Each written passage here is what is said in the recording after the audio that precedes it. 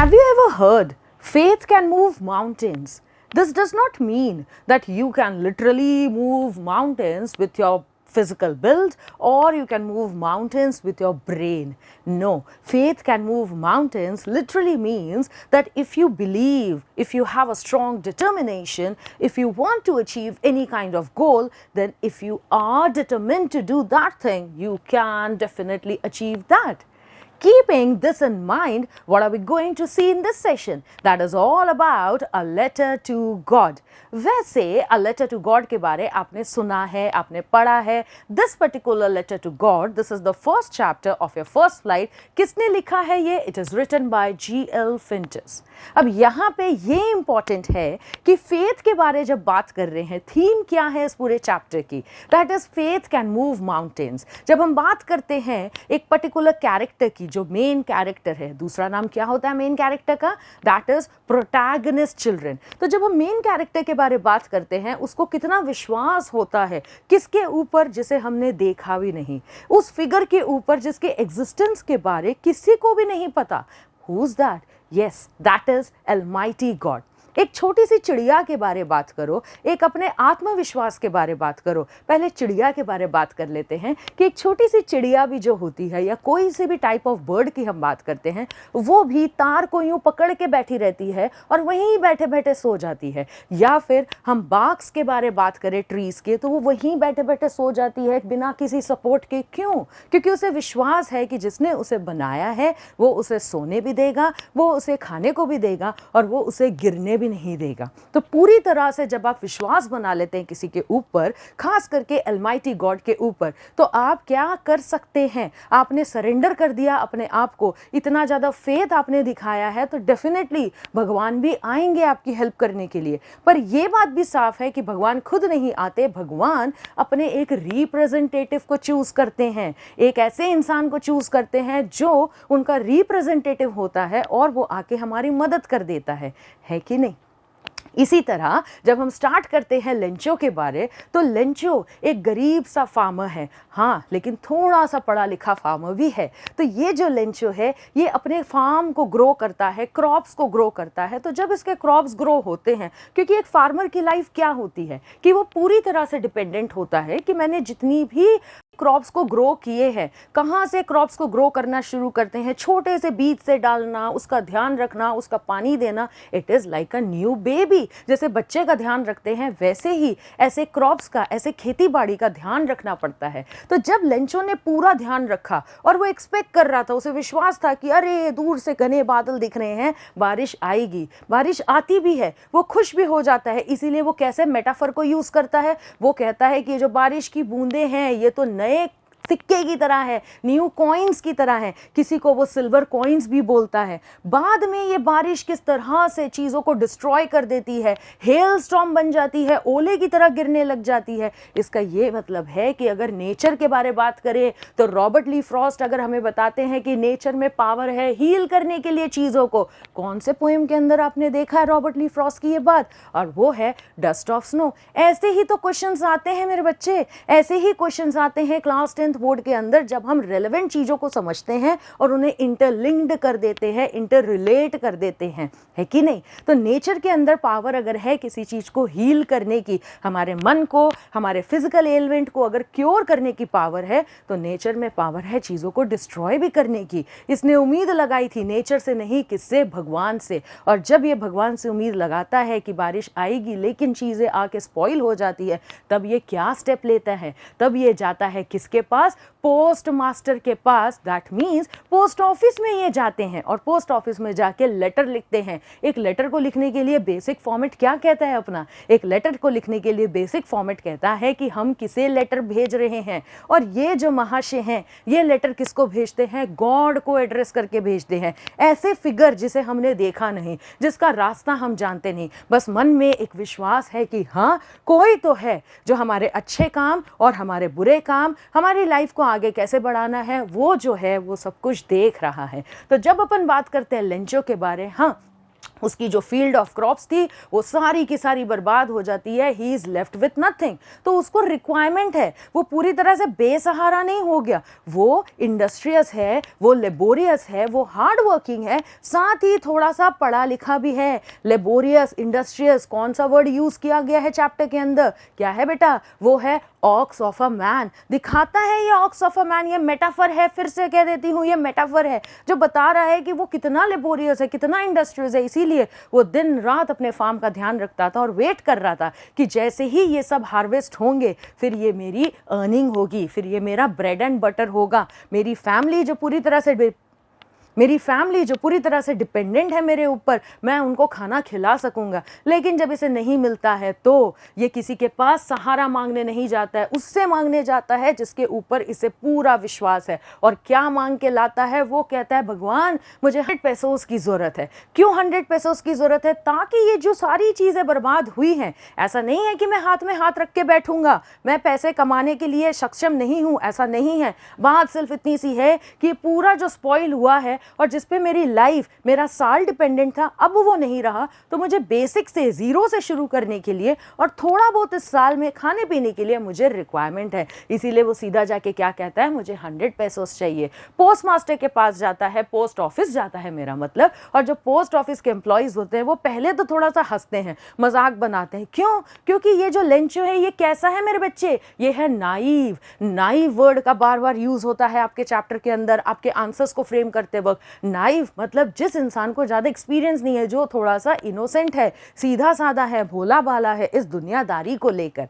तो जब ये जाता है पोस्ट ऑफिस एम्प्लॉयज के पास, वो हंसने लग जाते हैं। लेकिन ये जो पोस्ट मास्टर है ये भी हंसता है थोड़ा सा, बट ये हेल्पफुल नेचर का है। ये जो पोस्ट मास्टर है हमारा, ये कंपैशनेट है, ये फ्रेंडली है, ये हेल्पफुल नेचर का है, ये प्रैग्मेटिक है। प्रैग्मेटिक का मतलब ये थोड़ा सा प्रैक्टिकल है नेचर में। इसीलिए ये सोचता है कि मैं इस बंदे का जो विश्वास है वो डगमगाने नहीं दूंगा। ये इंसान लेटर लिख रहा है गॉड को, मैं इसके विश्वास को डगमगाने नहीं दूंगा। इसीलिए वो अपनी तरफ से चैरिटी इकट्ठा करके, पहले अपने पॉकेट में से, अपनी सैलरी में से थोड़ा सा कंट्रीब्यूट करके, और बाकी लोगों को ये कह के कि हाँ चलो इसकी मदद करते हैं। कहते हैं ना charity begins at home, ripple effect कहते हैं ना, पहले एक काम करो और आगे 3 लोगों को इंस्पायर करो। वो काम कर देते हैं हमारे पोस्ट मास्टर, जो कि एक फैट एमिएबल से पर्सन होते हैं, है कि नहीं? और इनके काम करने से क्या होता है? वापस ये लेटर लिख के देते हैं, साइन करके देते हैं गॉड। क्यों? ये अपना नाम लिख के देना नहीं चाहते, क्योंकि शेक्सपियर ने कहा है नाम में क्या रखा है। लेकिन यहाँ पे बात किसकी हो रही है? यहाँ पे बात हो रही है कि पोस्ट मास्टर जो है वो विश्वास नहीं हिलाना चाहते लेंचो का, इसीलिए वो नीचे गॉड लिख के ही देते हैं कि हाँ भाई तुम्हें भगवान ने ही हेल्प किया है। लेकिन हम बात कर रहे हैं पुराने टाइम की, तो वहाँ पे ह्यूमैनिटी तो थी, लेकिन पैसे थोड़े से कम थे, फिर भी लोगों ने मिलकर कोशिश की। तो वो कितने पैसे दे पाते हैं? वो 70 पैसोस दे पाते हैं।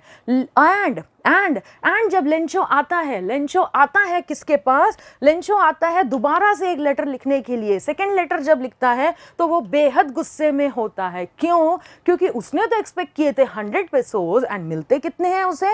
That is 70 पैसोस। उसे लगता है कि ये जो बीच के लोग थे, ये जो मीडिएटर्स हैं, कि भगवान मुझे आप पे तो विश्वास है, फेथ इन गॉड, मुझे आप पे तो विश्वास है, लेकिन आपने जिस रास्ते से, जिस जरिए से मुझे पैसे भेजे हैं, उन लोगों ने बीच में से 30 पैसोस निकाल लिए। इसीलिए मैं बहुत गुस्सा हूं, अगली बार आप इनके थ्रू पैसे मत भेजना।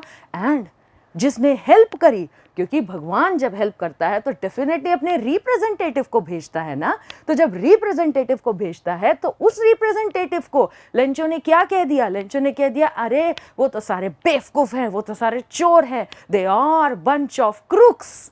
साफ साफ कह दिया, they are bunch of crooks. और यही तो आयरनी है मेरे बच्चे, यही तो आयरनी है। भगवान ने मदद की, किस तरह से मदद की? ये इतना नादान है कि समझ में नहीं पाया कि भगवान ने किस तरह से मदद की। पोस्ट मास्टर, पोस्ट ऑफिस के एम्प्लॉयज जो बैठ के वेट कर रहे थे कि हाँ, झांक के देख रहे थे कि जब ये पैसे गिनेगा तो ये खुश होगा, लेकिन लेंचो खुश नहीं हुआ। लेंचो ने उन्हें इनफैक्ट कह दिया कि तुम तो बेवकूफ हो, ये तो चोर हैं, इसीलिए भगवान इनके हाथों पैसे मुझे मत भिजवाना। इसी को तो कहते हैं आयरनी, कि पोस्ट मास्टर जो एक्सपेक्ट कर रहा था कि ग्रैटिट्यूड वाली फीलिंग दिखाएगा लेंचो, पर लेंचो ने क्या दिखाया, लेंचो ने उन्हें बेवकूफ़ मान लिया, लेंचो ने उन्हें फुलिश मान लिया। तो जो हम उम्मीद करते हैं किसी से, उसका ऑपोजिट मिल जाना, उसे क्या कहते हैं, उसे कहते हैं आयरनी। इसीलिए मैंने ये लाइन भी लिखी है, गॉड डीड समटाइम्स गो अननोटिस। ये क्या है, sometimes go unnoticed, that means भगवान अगर हमारी हेल्प करता है, लेकिन अगर हमें देखना नहीं आता, हमने विश्वास तो किया लेकिन हम सीधे साधे हैं, हमें देखना नहीं आया, हमें परखना नहीं आया, तो वो चीज़ भी अननोटिस्ड हो जाती है। तो अल्टीमेटली थीम क्या जाता है इस पूरे के पूरे चैप्टर का, कि विश्वास अगर है तो विश्वास से चीज़ों को हिलाया जा सकता है। Faith can move mountains. विश्वास अगर है हमारा तो हम किसी भी चीज़ को हासिल कर सकते हैं, लेकिन विश्वास के साथ साथ आपका ज़्यादा सीधा होना, इनोसेंट होना, वो भी काम नहीं करता है। दूसरी इंपॉर्टेंट बात कि ह्यूमैनिटी, इंसानियत अभी भी जिंदा है। ऐसा नहीं है कि इंसानियत जिंदा नहीं है। वैसे आजकल लोगों ने एक मुखौटा पहन रखा है, एक मास्क पहन रखा है और अंदर डुअल पर्सनालिटी होती है, लेकिन हम बात कर रहे हैं इस चैप्टर की। तो यहां से हमें सीख मिलती है कि हमें, दूसरों को तो बाद में बदलेंगे, पहले हमें अपने अंदर यह होना चाहिए कि इंसानियत जिंदा होनी चाहिए। अब आगे बात करते हैं इंपॉर्टेंट क्वेश्चंस जो ज्यादातर एग्जाम में आते हैं। क्या ज्यादातर एग्जाम में जब लिटरेचर के बारे में बात करते हैं तो हाँ, nowadays pattern has been change. You are not going to get any factual question कि सेकंड लेटर लिखा, उसे कितने पैसे मिले, उसने post master, post office employees को क्या बुलाया, ऐसी कंडीशन क्यों हुई, मेटाफर कहाँ यूज हुआ। फैक्चुअल क्वेश्चन कहीं नहीं आएंगे। आप चैप्टर से क्या समझते हैं, आप उसे अपनी लाइफ में कैसे इंप्लाई करेंगे, कितना प्रैक्टिकली आप उस चीज को फॉलो करेंगे, वो इंपॉर्टेंट होता है। पहला क्वेश्चन फोकस करना बेटा, यहां लिखा है, how far would you agree that one's positivity can bring in a spark of brightness even in adverse circumstances। अगर आप पॉजिटिव हैं, अगर आपने मान लिया है कि यस ये चीज होगी, किसी भी नई चीज को करने से पहले, किसी पे भी विश्वास रखने से पहले, अगर हमने पहले ही सोच लिया होगा या नहीं होगा, ये डाउट ही नहीं लाना है मन के अंदर। तो जब हम डाउट ही नहीं लेके आएंगे मन के अंदर, हम श्योर रहेंगे कि ये होगा।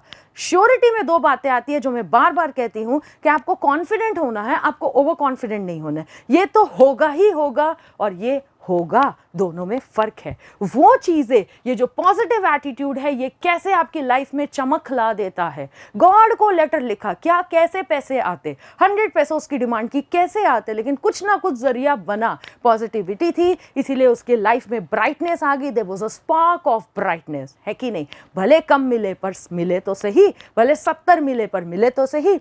दूसरा देखो, ये जो कॉम्पिटेंसी बेस्ड क्वेश्चंस होता है, ये किस तरह से आते हैं।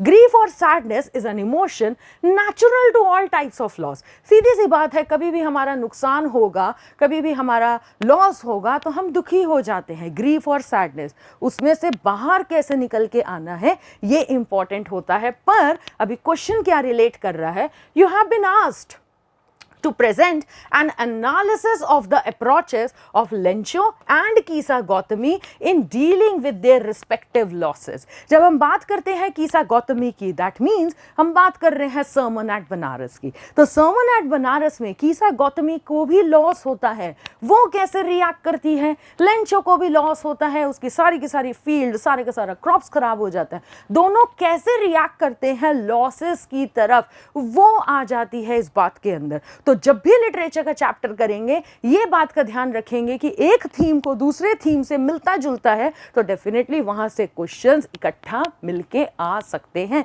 तो अगर हम इनके बारे में बात करें तो हम क्या देखते हैं, नेचर ऑफ लॉस। पहले आंसर में हम क्या फ्रेम करेंगे कि दोनों का, लेंचो और कीसा गौतमी का, किस टाइप का लॉस हुआ। नेचर ऑफ लॉस क्या था, उसकी लाइवलीहुड डिपेंडेंट थी लेंचो की, एंड कीसा गौतमी की बारे बात करें तो उसका बेटा था, एंड बेटे का लॉस एक माँ ही समझ सकती है। दोनों कैसे रिस्पॉन्स करते हैं लॉस की तरफ, तो ये क्या है, ये हमारे कीवर्ड्स हैं। कैसे रिस्पॉन्स करेंगे वो लॉस की तरफ, और लॉस होने के बाद किस तरह से रिस्पॉन्स किया, उसके बाद दोनों की लाइफ में किस टाइप के चेंजेस आए। जब हम ट्रांसफॉर्मेशन के बारे में बात करेंगे कीसा गौतमी की, तो उसकी लाइफ बदल जाती है, क्योंकि उसे समझ में आ जाता है कि कोई भी चीज़ परमानेंट नहीं है। लेकिन जब हम मौत के बारे में बात करते हैं, डेथ के बारे में बात करते हैं तो जो आया है वो जाएगा भी। ये बात वो गौतम बुद्ध के थ्रू समझ जाती है, एग्जाम्पल देने के बाद वो समझ जाती है। लेकिन लेंचो के अंदर कैसा ट्रांसफॉर्मेशन आता है, वो तो पूरे चैप्टर का ही गेम बदल देता है। सेकेंड लेटर के बाद